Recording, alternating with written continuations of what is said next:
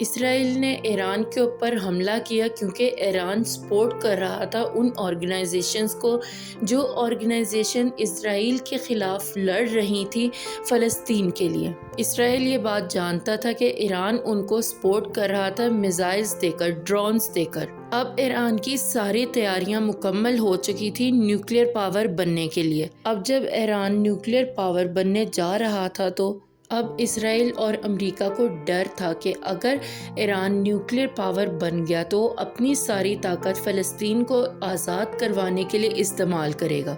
اس لیے امریکہ نے ایران کے ساتھ مذاکرات کر کے یہ کہنا شروع کر دیا کہ تم نیوکلیر پاور نہ بنو اور تمہارے جتنے بھی نیوکلیر پاور اسٹیشنز ہیں ان کا کنٹرول یو ایس کو دے دو، یعنی امریکہ کو۔ اس کے بعد تم بھی عام ممالک کی طرح تجارت کر سکو گے۔ لیکن ایران نے انکار کر دیا۔ یہ مذاکرات کافی عرصے تک چلتے رہے، لیکن ایران نے کہا کہ ہم خود مختار ملک ہیں اور ہم نیوکلیر پاور بن کر رہیں گے۔ اگر ایران امریکہ کی بات مان لیتا اور اپنے نیوکلیر پاور اسٹیشنز کا کنٹرول امریکہ کو دے دیتا تو جس طرح جارڈن کو امریکہ نے اپنا غلام بنا لیا یا کئی دوسرے مسلم ممالک کو اپنا غلام بنا لیا، ایران کا بھی وہی حال ہوتا۔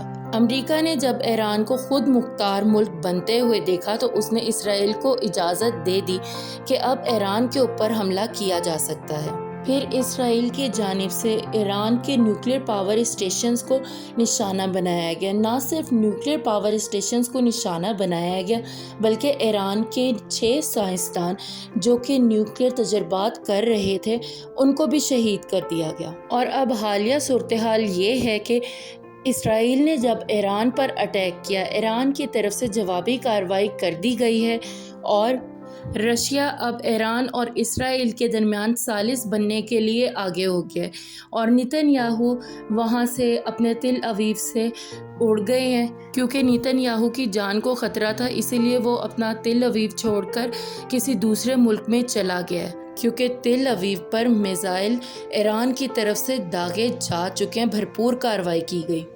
Like, subscribe and share.